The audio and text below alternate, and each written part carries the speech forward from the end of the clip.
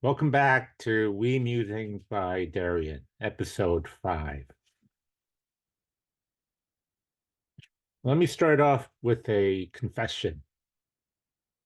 I hate to read. Many of you will find that very surprising because, after all, I am an academic and I have to read all the time. But fortunately, I've been blessed by being able to read very fast. So it hasn't affected me that much in terms of my having to read books and articles, journals, and so on. But of course, being the movie fanatic that I am, I love to watch. I'm also a music fanatic, so I love to listen. And so I've done both a lot recently, especially watching biographies or listening to biographies or autobiographies of famous people. My recent list of movies and books have been Ennio Morricone, uh, Elon Musk, Quentin Tarantino, Leonard Bernstein, if you consider Maestro by Bradley Cooper to be a biography, Barbara Streisand, and most recently, Matthew McConaughey. So I'll talk about some of these movies or audible books in a later episode. But today I will concentrate on a Korean actor. And unfortunately, there is no biography of him, but I wish there were one. So this will be just a mini kind of biography, musings about him by me, especially to the non-Korean listener or watcher. So this is a spoiler alert for my Korean viewers or listeners. I think much of this will be nothing new to them, but I hope this will give you some more native insight for the non-Koreans about who the actor is, and especially what my favorite films from him or with him are. Okay, so favorite Choi Min-sik movies. No, no, no. The usual suspects when that topic comes up would be movies like Old Boy, New World, Lady Vengeance. In Korea, the title was 친절한 금자씨. So it's very different. I Saw the Devil and Nameless Gangster. So those would be what people would normally respond when asked, what is your favorite Choi Min-sik movie? In my case, they're none of the above. So it may surprise you, but so the two most favorite Choi Min-sik movies that I will talk about today will be first, Phylon. So Phylon is a movie which was made in 2001. And the director is Song Hae-sung. And it stars Choi Min-sik and Cecilia Chung. She's also known as Chang Baek-ji here in Korea.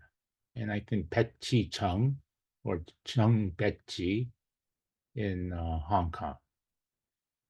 And this movie was adapted from another, perhaps more famous movie, a Japanese movie, which was also a big hit in Korea called Hidden Letters.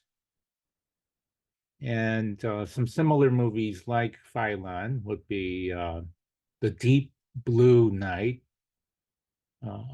classic, directed by Park Chanwook in 1985.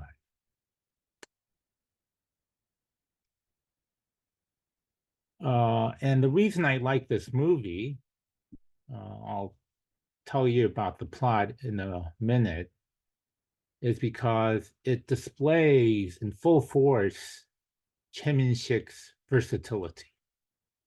Because in this movie, he's not at all like all the other movies that I mentioned, because he plays this very uncharismatic, timid, and completely unremarkable character. So again, it's not at all like what he's like in Old Boy or some of the other movies like Lady Vengeance. And maybe the key word that I would evoke about his persona is that he is unremarkable and yet very dignified. I think that is maybe the key message of this movie, that no matter what your station in life is, you can find your personal dignity. You can find your humanity. And so when we often talk about actors, we talk about range. And what he emotes here is a very narrow range. And I think it's the same is true in singing. I think we often overrate singers who have 3 octaves vocal range like that. But I think I appreciate more actors or singers who can find a lot of tonal differences within a limited range. And so it's very subtle what we see about him, uh, about his evolution, his arc, as we call it in movie making. So, so you really have to watch the movie very closely, because some people may find it very subtle, how he changes his tone of voice or his expression. And but there is a definite art. So you have to be patient when watching this movie. Okay, so what the movie is about 2 characters, one played by Choi Min-sik, and the other, um, the titular, uh, Phylon, played by Chang Baek-ji. And spoiler alert, is that it's about these 2 characters who never really, I don't think, except for a single scene where they pass each other by, they never really meet. And yet they're closely interconnected. It's about Choi Min-sik, who plays a lowlife, a third-rate gangster, and Chung, who is a migrant worker. So in this movie, the plot is Choi Min-sik sells his name to a broker who sets up this fake marriage with Chung, Cecilia Chung, so that she can work in Korea. And so that is the plot of the movie. And Che, after Chung dies, so that is the big spoiler, because she is sick, discovers these letters that she had been writing to him and thanking him, even though there was this commercial motive for him to do that. And she is so earnest in how she thanks him for being her husband and that she wants to meet him. And he breaks down, reading about how innocent she has been and the hardship she has had to incur. And yet, she still has, in a broad sense, this love for the help that he has given her, the chance to be in Korea. And so it's him emoting almost in silence when he breaks down and cries. And that is my favorite scene in the movie. Some other notes about the film. You have a great supporting cast, especially Son Byung-ho, who plays his boss, and also Kong Hyung-jin, who brokers the deal, and Kim Ji-young as the ajumma, the older lady who employs Jang and cares about her welfare. Even though the movie is sometimes listed as one of the saddest films, I found it to be uplifting because it's really about people connecting and identifying with other people uh, via whatever form of communication, in this case, the lost letters. And it's also about people finding, especially Che, personal redemption and self-dignity at any stage of their lives, no matter however sordid or debasing their lives may have been. So I highly recommend that you watch Phylon, and you can watch it, for example, on YouTube. Okay, my second favorite movie, Choi Min-sik movie, is a movie made in 1997, and it's called Number Three. And he's actually just part of this incredible ensemble. So he's not just the star, but maybe one of the stars of this movie.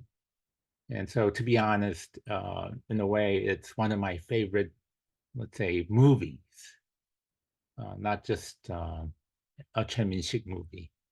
But I think the same can be said about a host of other actors who I will mention that appear in the movie. Perhaps you can argue that the star of the movie is Han Sukkyu, but it also has Lee Mi-hyun, and almost making his debut, even though he had appeared in other movies. But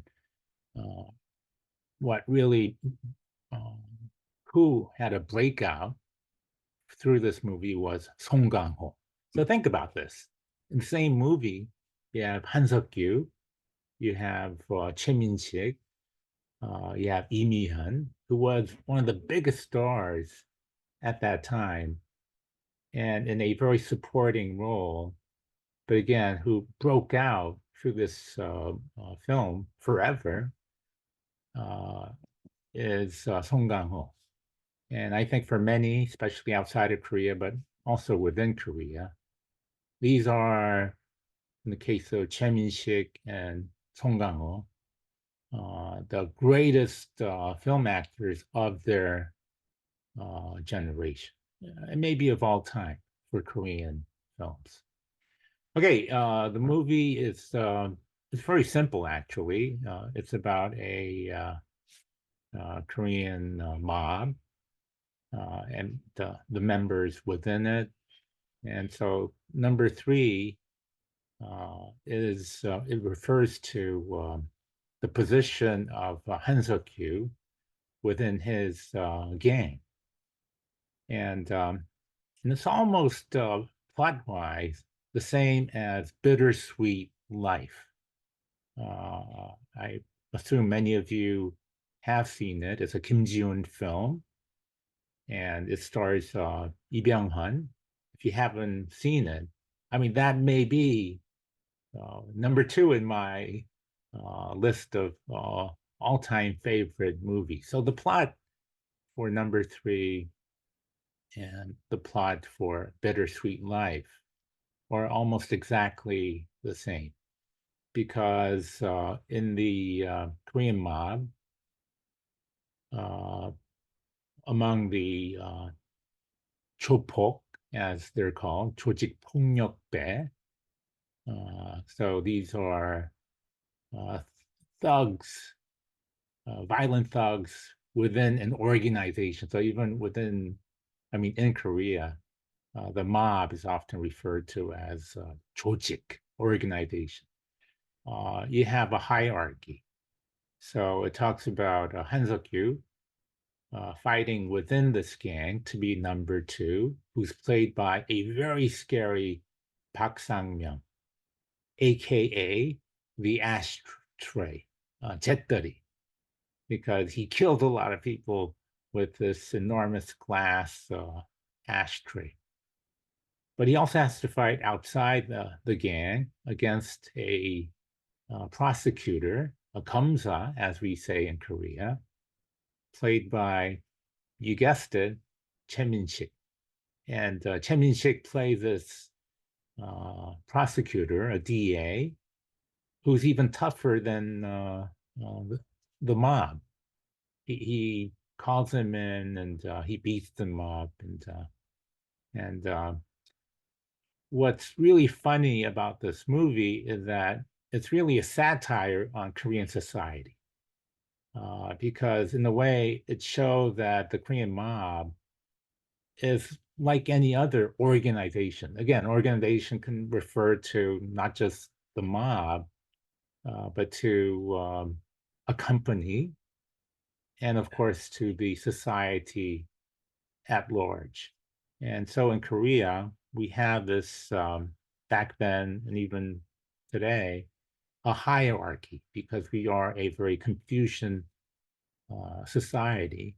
So we really care about formalities in terms of how we address people. Many of you will know that in Korea we have a formal form of speech called 존댓말, and then we have an informal form of speech called 반말. And so in Korean society, we refer to people who are older than us, as especially among men, 형님. So 형님, you'll always hear that in Korean mob movies. And 형님, regardless of age, refers to someone who is higher up than you are. So someone, especially in the mob, may be very young, but if he is very strong, then he becomes higher than you are. And they're referred to as 형님. Even the boss sometimes wants to be called 형님. So it literally means brother, but it refers to someone who is higher up in the organization than you are. So you can have 형님 not just in the mob, but in any social relationship in Korea. But usually 형님s are people who are older than you are, but not so in a gang. It just refers to a boss. The boss would be 형님. So it's a parody of Korean society. And you have, for example, Lee Mi-hyun playing the wife of Han Sukkyu, and she curries favor. We call it nejo. Nejo means someone who's on the inside working on your behalf. So the wives in Korea, I think even today, do a lot of nejo, meaning they're currying favor by um, complimenting the wives of people that are higher up. So there's a lot of plot surrounding that. So Imi Hyun, who up till that point had always played these pretty innocent roles, here is very sexy, and she plays this very comedic role, which I think up till then she had not. And if I can spoil a little bit about the movie, she has a side affair with this poet who she introduces to the wife of her or Han Sukkyu's boss. The movie became uh, quite famous for Song Kang-ho, who steals uh, the film, and he plays a very small-time gang leader who tries to tutor his underlings, but has this very, very strong stutter. And so he talks about someone, an Olympic athlete, and he makes mistakes in her name, and but he hates to be corrected. So that scene almost became a meme that has, even to this day, been impersonated by people who impersonate Song Kang-ho. So if you were wondering about how Song Kang-ho became famous, well, now you have the answer. Okay, last bit of trivia about this film is that, and the American watchers here, or listeners, and those elsewhere, you may be familiar with this big indie hit. No, I think it's actually a commercial film uh, that broke out at Sundance called Past Lives. So in Past Lives, they introduced this concept of inyan, and in a way, Past Lives refers to inyan because it talks about relationships between people, such as in your earlier life, not necessarily past. And so, in a way, sticking to that theme, uh, her father's inyan with Choi Min-sik uh, is a very strong one. And likewise with Song Kang-ho. So, in that sense, Celine Song, because of her father's inyan with both those people, I think if she may think about making a movie in Korea, I think that would be an easy connection to draw upon. My hope is that she will come to Korea and make movies with some of these people like Choi Min-sik and Song Kang-ho.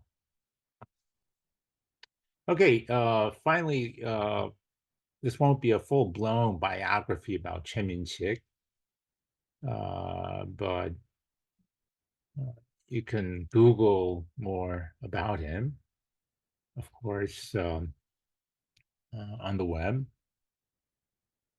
Choi Min-sik debuted in a supporting role in the TV series The Age of Ambition. I'm translating that loosely.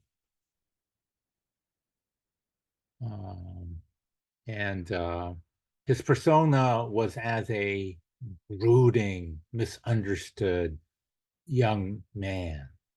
But he played the son of the woman almost starring character played by Lee Yang. And in this TV show, his nickname was Kushong. And so he made a very strong impression, and I think that was helped by this nickname.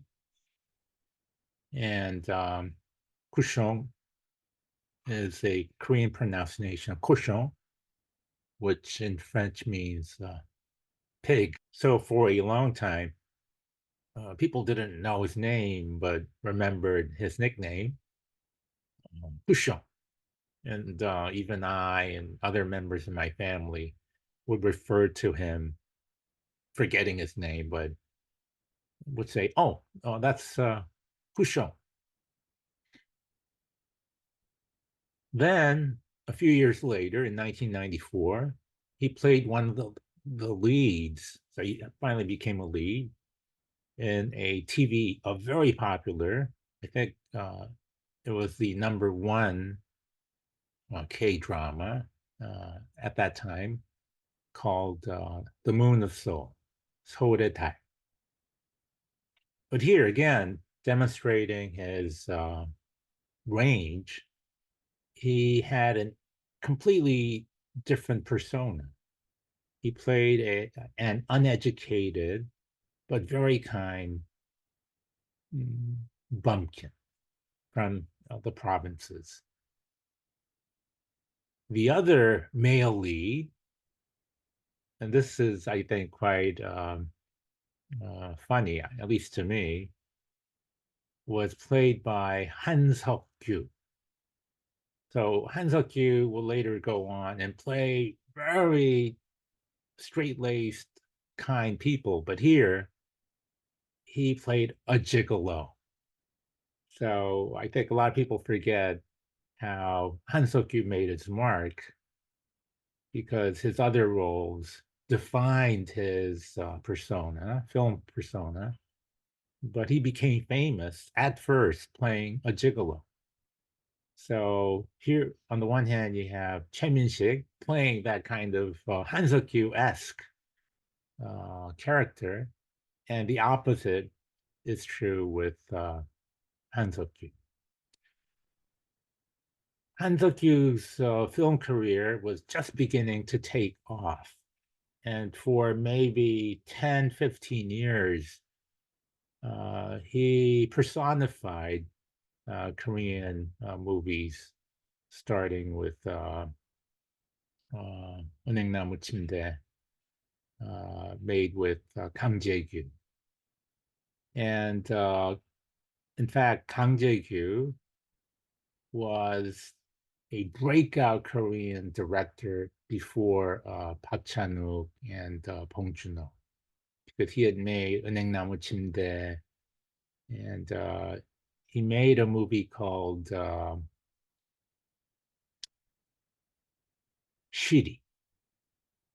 And so Shiri was where Korean movies began to become noticed outside of Korea, because it was made in a very big budget, blockbuster kind of way, financed by Samsung.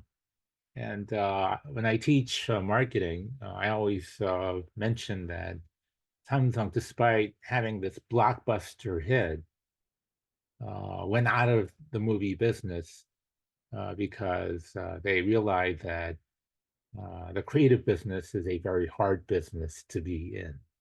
So anyway, I'll talk about that in a future episode. But anyway, so in this movie, with Han Sukkyu being the lead, his counterpart, so Han Sukkyu plays a Korean CIA agent trying to thwart off this terrorist invasion, hitmen who've come to Korea to assassinate people. And guess who plays the North Korean gang leader? Yeah, it's Choi Min-sik. So this marks his second collaboration with Han Sukkyu. And also in this movie, playing this spoiler alert, um, North Korean assassin who is also the lover of Han Sukkyu is Kim Yoon-jin from Lost. So Kim Yoon-jin actually became quite famous in Korea and became even more famous, a global star, playing in the Lost series, Yoon-jin Kim, as she might be referred to in the West. I also read that Choi Min-sik recommended Han Sukkyu to play the Yujite role, the tormentor in Old Boy to Park Chanwook, but for various reasons that never came to pass. So there might have been another collaboration between Che and Han. And maybe there's a reason for that kind of affinity because Che and Han both went to one of the finest film schools in Korea, Dongguk University Film Department. I think they were 1 year apart. So they would hang out together and share big dreams about making it on stage and on film and in TV, and they did it. And so, as Celine Song would call it, they had this incredible inyan, this interpersonal karma between them. So, in that respect, inyan might be defined better as intertwined destiny as opposed to past lives. They would make their final appearance together. I shouldn't say final because they're still young and they can make more movies together. But the latest collaboration between them was something called Chun Moon, which came out in 2019. And so safe to say that both Choi Min-sik and Han Sukkyu together, and because of their inyan, have become legends of Korean cinema. Okay, so that does it for episode 5. I hope you enjoyed it, and I will have further musings about not only Korean actors, but actors from other countries in this show. 안녕. See you in the next episode.